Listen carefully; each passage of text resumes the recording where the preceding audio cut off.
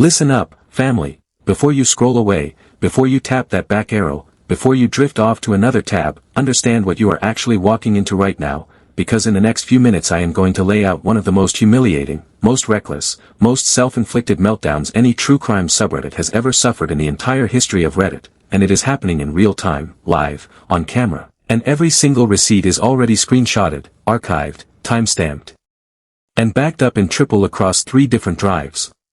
Buckle in, because the walls are shaking. The D4vd subreddits detonated last night, and I mean detonated. The whole ecosystem is on fire, moderators are burning their own accounts to the ground, sock puppets are being unmasked one after the other, and the #1 so-called, impartial, D4vd research community on the entire internet just got caught with its hand so far inside the cookie jar that the arm is halfway to the elbow. This is the fallout. This is the reckoning. This is what happens when a group of anonymous strangers decide to start covering for the alleged killer of a 14-year-old girl named Celeste Rivas-Hernandez, and get themselves exposed in front of the whole planet. For anybody just tuning in, let me set the stage in one clean breath. D4vd, real name David Anthony Burke, is the singer-songwriter currently charged in the horrific murder and dismemberment of Celeste Rivas-Hernandez, a Los Angeles teenager whose remains were discovered inside his Tesla. The case is still crawling through preliminary hearings, and every single day, new details drop that make the picture worse for him. And while all of that has been unfolding in a real courtroom, with a real judge, and a real family sitting in the front row grieving their daughter, a very strange thing has been happening on the largest D4vd-related subreddit on the internet, a subreddit that markets itself as a free speech research hub, and it turns out, the free speech was never really free. It was rented. Rented by a group of moderators who were quietly running sock puppet accounts, silencing anybody who questioned them, banning anybody who mentioned my coverage of the case, and, most disturbingly of all, going to bat for the accused killer under one username and then hopping on a moderator account under a different username to protect that first username. That is not moderation. That is a puppet show. And the strings are visible from space. Mark my words, what I am about to walk you through is not speculation, it is not vibes, it is not a hunch. Every claim in this video is receipts first. Screenshots, timestamps, and full names. Chat logs. Deleted comments recovered from archive. Former moderators speaking on the record. And the reactions from the ringleaders themselves after they got caught, reactions that only prove, over and over and over, that everything my team dug into was true. So sit tight, because this is going to be a long one, and by the time it is finished, you will understand exactly why the biggest D4vd sub on Reddit imploded, why the moderators fled in a coordinated exit, and why the one person left holding the flamethrower is still trying to convince us the fire started itself. Now, for anybody who watched my last upload, you already know I dropped a full deep dive exposing one of D4vd's most aggressive online defenders as a secret moderator on the #1 D4vd research subreddit. The account we now know as BLandryBFF had been sitting inside that community for months, playing 2 roles at once, one loud, hostile, victim-blaming account that spent hours a day dragging Celeste's parents through the mud and defending D4vd to the last comma, and one quiet, robed-in authority moderator account called No Kaleidoscope that was silently deleting comments, banning users, and issuing formal warnings to anybody who dared to question the loud account. Same person. 2 puppets. 1 hand. It was so obvious that within 24 hours of the video going live, half the mod team quit, the subreddit went radio silent for nearly 17 hours straight, on a sub that normally posts 100 times a day, and the panic cleanup began. People close to the situation are telling me that the internal mod chats were an absolute earthquake. And here is the part that should end the discussion permanently, those internal mod chats have now leaked. And they say the quiet part out loud. Look, here's the thing everybody keeps circling back to. One of the former moderators, a person who left the team roughly a week before all of this exploded, decided they had seen enough and started talking. They confirmed, in writing, that yes, BLandryBFF and No Kaleidoscope are the same human being. They confirmed the moderator team was aware of it. They confirmed the moderator team allowed it to happen anyway. And they confirmed that the entire management structure of that subreddit had, in their own words, self-destructed. Their words. Not mine. Not spin. Not narrative. Direct testimony from inside the room. When the exposure video landed, this former moderator said, and I am quoting the leaked chat almost word for word, He figured out BFF and kaleidoscope are one and the same. I think a lot of people were starting to catch on to that. Followed by another moderator asking, wait, so are they the same person? Wait, did you know? And the answer came back, yes, I did. We're all in a group chat together to discuss various things about the sub. That's one thing I never quite understood. Read that back to yourself. The moderator team knew. They knew their so-called impartial research subreddit was being run by a person operating 2 accounts, one of which was actively defending the accused, and they did nothing about it, until a YouTuber with a camera and a spreadsheet put the whole game on blast. Cold. Ice cold. Absolutely brutal. For anybody unfamiliar with the term, a sock puppet account is a fake online identity used to deceive. It is metaphorically named after a hand puppet made from a sock, because one person is doing both voices. The Wikipedia definition, which I am reading from directly, states that sock puppets are used to praise, defend, or support the puppeteer, manipulate public opinion, or circumvent bans and restrictions. Sock puppets are considered unwelcome in virtually every online community on the planet. And Reddit's own rules make it explicitly forbidden to use a second account to upvote, defend, or interact with your own primary account. People have been banned from the platform permanently for far less than what this individual was doing. But sitting on a moderator throne, evidently, comes with a certain level of self-granted immunity, until the immunity runs out. And in this particular case, the immunity ran out at approximately the same moment the exposure video crossed 100,000 views. Funny how that works. Let me walk you through the pattern, because it is a textbook. The account under scrutiny, @BLandryBFF, has, from the very beginning of this case, been one of the loudest voices blaming Celeste's family for what allegedly happened to her. Not the accused. Not the defendant sitting in custody. The parents. The grieving mother and father. That account has spent months insinuating that Celeste's family failed her, that they knew, that they enabled, that they are somehow morally complicit in the horror that unfolded, while simultaneously running rhetorical air cover for the man accused of dismembering her body. And any time somebody in the sub tried to push back and say, hold on, why is your username a reference to Brian Laundrie, the man who murdered Gabby Petito? Why is your posting history a wall-to-wall shrine to defending the men accused of crimes against young women? The moderator account No Kaleidoscope would materialize out of nowhere, issue formal 3-day ban warnings, and shut the entire conversation down. Because when you cannot argue on merit, you can always argue with the ban hammer. And that is exactly what has been happening in that community for the better part of half a year. Trust me, this is only the start of the storm. Because the moment the exposure video hit, several moderators disappeared overnight. Vanished. Deleted. Gone. Certain Wave, who was previously operating an older account called SimComp before mysteriously coming back as a brand new moderator with the same posting fingerprint, wiped his account entirely. Poof. Say Hello, one of the more genuinely well-liked moderators, had already resigned a week earlier explaining she didn't agree with how the sub had been run lately. She said the mods had not been applying the rules equally. She said the team was not vibing. She said, and I am quoting, the majority of the team wanted to not be mods anymore. 3 moderators exited within a matter of days. 2 others were permanently banned from Reddit itself for unrelated reasons and could no longer participate. And when the smoke cleared and the wind stopped blowing, exactly 1 human moderator remained on the entire team, a moderator named Remy, surrounded by a graveyard of bots with names like Admin Tattler, Evasion Guard, and Bot Bouncer. That is not a moderation team. That is a ghost ship with 1 skeleton at the wheel and a chorus of automated crows in the rigging. Now here is where the story takes another sharp corner. The whole reason this subreddit even exists is that the original D4vd sub was locked down when the case first broke, and the second D4vd sub was considered too heavy-handed with censorship.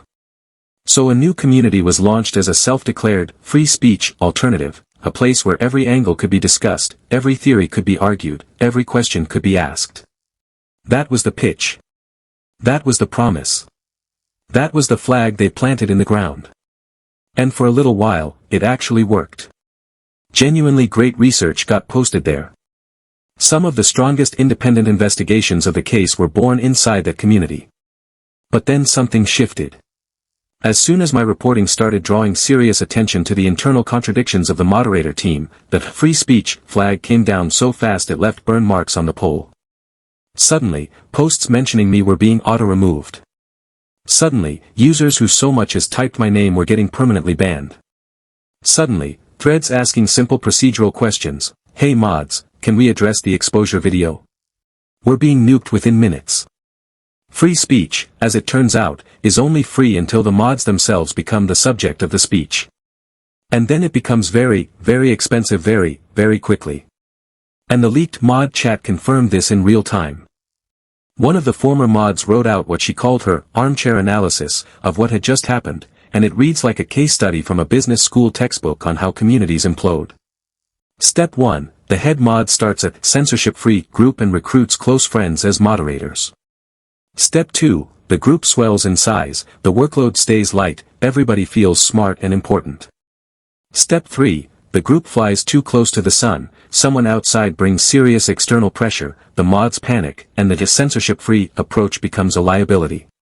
Step 4, the moderators, who have never actually done any real moderation work, suddenly have to figure out how to moderate for the first time in their lives, mod policy changes hourly, chaos reigns. Step 5, the mods cannot control themselves, cannot control their friends, cannot control the narrative, and the entire structure enters the self-destructive phase. That is exactly what has happened. That is the autopsy report. Sign the death certificate. Roll the credits. Meanwhile, the account at the center of the entire investigation, blandrybff, is still, right now, at this very moment, active on Reddit, still commenting, still defending, still doing the exact same thing. And what makes it even more surreal is that this is not the first time this account has behaved like this. Files were pulled. Screenshots were dug up. Timestamps were verified. And it turns out this same user was heavily involved in a completely separate case just months ago, the case of a 15-year-old girl named Allison Chow, a Monterey Park teenager who was reported missing in July of the prior year after leaving her father's home on her bicycle. In that case, exactly the same pattern played out.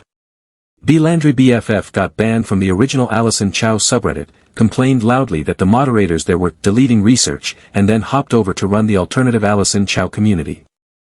In their own post, "I have the archive open right now," this user wrote, "I got banned and they started deleting my research off there, they also banned people from Annie's side and Jeffy's side without warning." Familiar? It should be. It is the same movie, playing on a different screen, with the same director hiding behind the same curtain. And in that case, this user did the same thing they are doing now. They repeatedly defended Allison's father, Jeffrey Chow, arguing that the forces are against Mr. Jeffrey, direct quote, and suggesting the criminal case against him could be completely corrupt, potentially corrupt. 3 days after Allison was found alive, Monterey Park police arrested her father following what the department described as an extensive investigation. Prosecutors charged him with felony child stealing, concealment, and falsely reporting his own daughter missing. They further alleged he induced other people, including another minor, to participate. Jeffrey Chow pleaded not guilty. And even after the arrest, even after the charges, blandrybff was still typing out defenses like, "The only evidence we know of at the moment is just Allison's testimony, really hope he doesn't plead guilty because it's just potentially corrupt." Case after case after case, the same voice, the same defense, the same target, always the accused man, always sympathetic, always the victim gets the side eye. And now, the same voice has planted itself as the loudest cheerleader in the D4vd case, with a second sock puppet quietly patrolling the community and banning anyone who notices. That is not coincidence. That is a pattern. And patterns tell you exactly who you are dealing with, every single time, without fail. There is also the small matter of the username itself. blandrybff. As in, Brian Laundrie's best friend forever. Brian Laundrie, the man who confessed in writing to killing his fiancée Gabby Petito before taking his own life in a Florida swamp. That is the reference the username points to. That is not a subtle allusion. That is not a dog whistle. That is a foghorn. And when confronted about it in the sub, the user's stock explanation is that they were part of the Gabby case and helped her parents locate Brian while he was still apparently alive. I have not been able to independently confirm a single detail of that story. Not one. And several longtime users on the sub have publicly stated that the exact opposite is true, that this account actually hindered the search for Gabby while Brian was on the run. I am not going to make an accusation I cannot substantiate. But I will say this. when your username is a tribute to a man who murdered his girlfriend, and your entire posting history reads like a defense reel for men accused of harming young women, most people are not going to give you the benefit of every doubt. And nobody should be surprised when that catches up with you in the harsh daylight. Now, here is where the sock puppet story really and truly falls apart, because the puppeteer got sloppy. Multiple users have now come forward with a specific interaction that took place several days ago in the subreddit. A regular user was arguing with blandrybff about something completely unrelated to me, a debate about whether or not the account cared about the feelings of domestic violence victims. blandrybff was losing the argument. Losing it badly. Getting downvoted into oblivion, dropping personal insults, watching the community turn on them in real time. And out of absolutely nowhere, without any warning, a moderator account named NoKaleidoscope pops into the thread and issues a formal, public, 3-day ban warning to the person arguing with blandrybff, telling them to stop engaging with that specific user. And here is the beautiful part, the moderator delivered this warning within minutes of the argument turning against blandrybff. Minutes. As if the moderator was, and I am just spitballing here, sitting on the same phone. As if the moderator was, hypothetically, one browser tab away. As if the moderator was, hear me out, the exact same person. Because they are. Users started noticing something even more damning. On more than one occasion, the moderator account NoKaleidoscope would make a post, delete its icons later, and then the identical post, same wording, same phrasing, same everything, right down to the punctuation, would materialize a moment later under the blandrybff account. That is not a coincidence. That is a copy-paste error made by someone who forgot which browser window they were currently sitting in. There is a screenshot of it. There is an archive of it. There is a timestamp on it. You cannot spin your way out of that.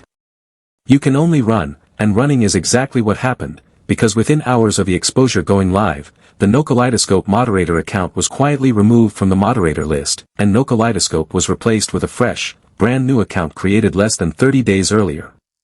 Not a seasoned operator. Not a veteran contributor. A ghost account, spun up in a hurry, dropped into the moderator seat, and pointed at the community like a security camera in a store that has already been robbed. Look, here's the thing everybody keeps circling back to. You cannot claim to be running an impartial research community about a horrific femicide when the people running it are literally using fake accounts to defend the accused and silence the victim supporters. You just cannot. There is no version of that math that works. And the community sees it. Even the users who were still trying to give the moderator team the benefit of the doubt are now piling into every post, demanding transparency, demanding answers, demanding that the remaining moderator, Remy, address the exposure video directly. Threads titled, "Is nobody going to address this?" have been posted. Threads titled, "We are owed transparency," have been posted. Threads simply asking, "Hey mods, can we talk?" have been posted. Every single one of them, removed. Every single one of them, deleted. Every single one of them, buried. And then, right on cue, blandrybff himself pops up in a completely unrelated thread and posts about D4vd's friends at Paris Fashion Week, as if none of this is happening. As if the whole subreddit is not currently on fire behind him. As if it is business as usual. It is not business as usual. The business is closed. The lights are off. The receipts are on the table. And the manager just fled through the back door. And speaking of receipts, let me address the flailing, dying attempt at a counterattack that has been circulating in the sub over the last 24 hours. Because when a puppeteer gets caught, the last card in the deck is always the deflection card. The moment the exposure video went live, a very strange, very rehearsed, very same-day hit piece started making the rounds on the compromised subreddit, a post that had absolutely nothing to do with the actual scandal and everything to do with attacking my personal credibility by dragging up interviews I conducted years ago with people whose past actions are, to put it politely, extremely questionable. The post lists off names: a rapper convicted of a horrific offense against a minor, a podcast host with his own controversies, another commentator with a track record. And the argument, essentially, boils down to, because I have sat in a room with these people for an interview years ago, I therefore endorse everything they have ever done, and therefore should not be trusted to report on the D4vd case. That is not journalism. That is not analysis. That is guilt by association served on a paper plate, and it is transparently manufactured to change the subject away from the actual crime, which is a community pretending to be a research hub while quietly running defense for a man accused of murdering a 14-year-old.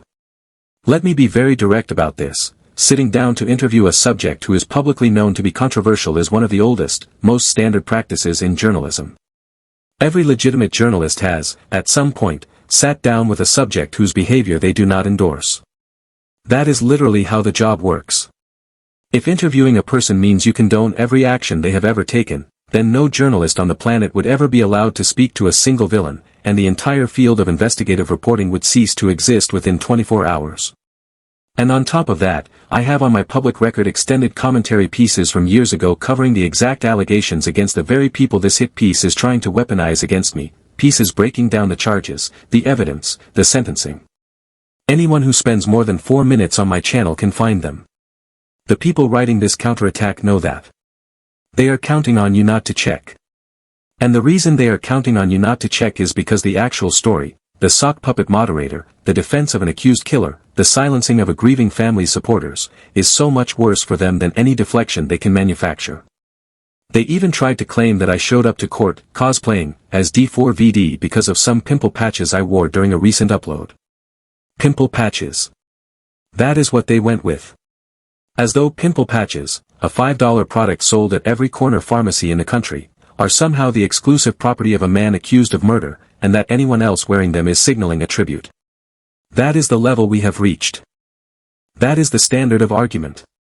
When your case is that flimsy, when your defense is that desperate, when the best card in your hand is a pimple patch conspiracy theory, you have already lost. You are not fighting for justice. You are not fighting for truth. You are fighting for the last 30 seconds of credibility you have left, and you are losing that too, right in front of a growing audience that is starting to see the whole shape of what has been going on in that subreddit for months and months. And now, users who dared to link the exposure video in the compromised community are being permanently banned in real time. I have direct messages coming in every hour from viewers who tried to post the video, tried to ask a simple question about the sock puppet situation, tried to even mention my name in a thread, permanently banned. Blocked. Silenced. And these are not trolls. These are longtime community members with hundreds of contributing posts, some of them top 1% commenters in the sub, who suddenly cannot participate anymore because the very last remaining moderator, or a rotation of ghost accounts pretending to be moderators, cannot afford to let the conversation happen. Because the moment the conversation happens, the moderation team's own conduct becomes the subject. And they know that. So they are burning down the church to hide the arson. Every ban a new match. Every deletion a new gallon of gasoline. Meanwhile, the exposure video itself is now circulating on the alternative research subreddit, a community called Tropology, which has been growing rapidly as a genuine free speech refuge for people who actually want to discuss this case without being banned every 4 minutes. And the reaction over there has been, frankly, extraordinary. Hundreds of users are showing up with screenshots, receipts, and archived interactions that expand the picture even further. One user posted the exact moment they got permanently banned from the compromised sub for simply asking a follow-up question about the No Kaleidoscope account. Another user posted the exact deleted comment that got them nuked, a completely respectful, on-topic reply that violated no rule anywhere in the community guidelines. A third user, digging deeper, discovered that No Kaleidoscope's original account was itself a reboot of an even older moderator profile that had also mysteriously disappeared, replaced, and rebuilt. The trail keeps going. The onion keeps peeling. And every single layer only tightens the noose around the same conclusion: this was not a research community. This was a defense operation dressed in research clothing. Now, I want to address something head-on before we push into the final stretch of this video. There has been a talking point going around, mostly from the same handful of accounts, that I have been unfair to the moderator team by suggesting they are somehow working directly with D4vd's legal representatives. And I want to clarify that, because I do not want a single viewer walking away from this video with the wrong impression of what I have actually said. My position has never been that every moderator in that sub is on somebody's payroll. My position has been, and remains, that a very specific pattern of behavior has emerged inside the community that walks, talks, and quacks exactly like a coordinated narrative control operation. Whether the moderators involved are being financially compensated, ideologically motivated, personally connected to the accused, or simply useful idiots cosplaying as researchers, I genuinely do not know. What I do know is what I can prove, and what I can prove is on the screen, on the record, and in the archives. If, in the course of continued investigation, evidence emerges that money is changing hands, I will report that too, exactly as directly as I have reported everything else. Until then, I am not going to speculate beyond the receipts I have. But make no mistake, the receipts I have are already devastating. 2 accounts operated by the same human. One of them a moderator. The moderator account used to defend and shield the primary account. Formal ban warnings issued to users on behalf of the same person operating both accounts. Posts made from the wrong account, deleted, and reposted from the correct one. A months-long history of defending accused men in cases involving young women. A username directly referencing one of the most infamous domestic violence murderers of the last decade. And a coordinated exit of the entire moderator team the moment the exposure went live. Every one of those items is independently verifiable. Every one of those items has been screenshotted, archived, and made available to any journalist who wants to double-check. There is no version of these events that reads as innocent. There is no interpretation that survives contact with the timeline. And there is no explanation coming from the remaining moderator, either, because the remaining moderator is currently avoiding every direct question like it is on fire and made of glass.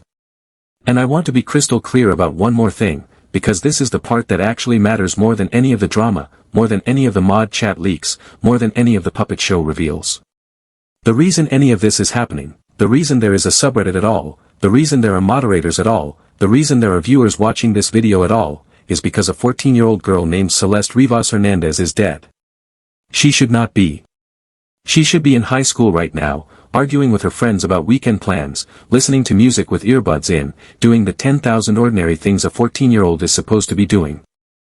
Instead, her body was found inside the vehicle of a man who, according to the prosecution's own filings, had explicit images of her on his phone, exchanged messages with her about pregnancy and termination, and is now standing trial for her murder. That is what this case is actually about. That is the human being at the center of it. And every single person spending their weekends manning a sock puppet account to protect the reputation of the accused is spending their weekends dishonoring her memory. There is no dignified way to spin that. There is no version of that story where the puppeteers are the good guys. There is only the fact, cold, undeniable, and permanent. So what happens now? That is the question I keep getting in every reply, every DM, every comment section. What happens next? And the honest answer is, several things. Reddit has an internal reporting system for exactly this kind of moderator misconduct, and users are already submitting formal reports about the sock puppet operation. Whether or not Reddit's admin team decides to act is entirely up to them, but the paper trail is thorough enough that inaction would itself become a story. The compromised subreddit will almost certainly continue in some form, but the trust is gone, the credibility is gone, and the once massive traffic is already migrating elsewhere.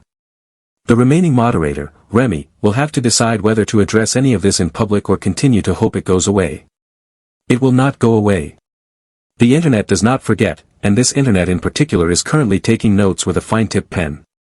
And the family of Celeste Rivas-Hernandez will continue their fight in court, in the news cycle, and in the memory of every person who refuses to let her name be flattened into a punchline for a puppet show account. I will also say this, and I want to say it clearly. To every viewer who has been showing up in the alternative community, sharing screenshots, filing reports, and pushing this story into daylight, thank you. Genuinely. I am one person with a camera and a research team. You are thousands of people with time, memory, and receipts. This story only broke because of you. This story only survived contact with the deflection campaign because of you. And whatever comes next in this case, whatever verdict, whatever ruling, whatever revelation drops on the courtroom floor next week, it will land in a public conversation that is significantly more honest, more accurate, and more oriented toward Celeste than it would have been without you. That matters. Never let anyone tell you the internet is only good for chaos. Sometimes the internet is the only reason a 14-year-old girl gets her name spoken correctly at all. And on the flip side, to every account that has spent the last 72 hours trying to spin, deflect, hit piece, ban, delete, and cover up, the whole world is watching. Every deleted comment gets screenshotted before it disappears. Every ban gets logged. Every sock puppet gets sniffed. And the harder you push against the daylight, the brighter the daylight becomes. There is no successful play here. The only options remaining are transparency or humiliation, and every hour that transparency is refused, humiliation compounds. Choose wisely. Or do not. It really does not matter anymore. The story has already left the building, and it is picking up new passengers on every corner it turns. Before I sign off, I want to preview what is coming next, because there is a great deal more research already in the pipeline that we have not yet released. Additional patterns inside D4vd's inner circle. Additional documentation from the preliminary hearings. Additional testimony that has not yet made it into a single mainstream headline. This case is not close to done, and the people trying to control the narrative from the shadows are only going to get more desperate as the trial progresses. Which means the exposure work only gets more important. Which means we keep showing up.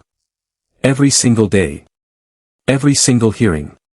Every single post. Every single sock puppet. Every single receipt. Until Celeste Rivas Hernandez has the justice her family has been fighting for, and until every so-called impartial community pretending to be a research hub while actually running defense for the accused is dragged, blinking, into the open air. I also want to name something that has been sitting under the surface of this entire story, because I think it deserves its own moment of daylight. There is a very specific psychology to accounts like B. Landry BFF, and it is a psychology that shows up again and again in high-profile true crime cases where a young woman or a young girl is the victim. It is the psychology of the online defender who imprints on the accused, who builds an emotional attachment to the alleged perpetrator, and who then spends month after month treating the victim's family as the enemy. You have seen it before, in the Gabby Petito case, in the Allison Chow case, and now in the Celeste Rivas Hernandez case. Same shape. Same voice. Same weirdly aggressive defense of the person in custody. And it does not matter how many times that psychology is called out in public. As long as anonymity exists on the internet, there will always be one more person building one more sock puppet to keep the pattern going. Which is exactly why sunlight, receipts, and public accountability are the only tools that actually work. Shame is a moderator. Transparency is a moderator. And a viewer with a screenshot tool is worth more than 100 bots pretending to enforce rules that they themselves are breaking. So, do we sit back and watch them clean it up? Or do we push until every last name is on the board? You already know my answer. But I want yours. Drop your take in the comments, I want to hear every side of this. If you spotted a moderator behavior in the sub I did not cover, screenshot it and drop it in the replies. If you have been banned in the last 48 hours, tell me the reason they gave you. If you have information on any other accounts operating multiple identities inside that community, send it in, my inbox is open, my DMs are open, and every tip is reviewed. This is a receipts first operation. This is a Celeste first operation.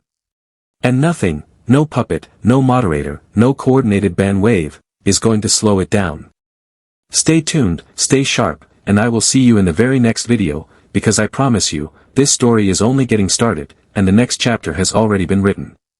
Buckle in for that one too, because when it drops, the whole subreddit ecosystem is going to shake all over again, and the daylight is going to keep on coming, whether the puppets like it or not.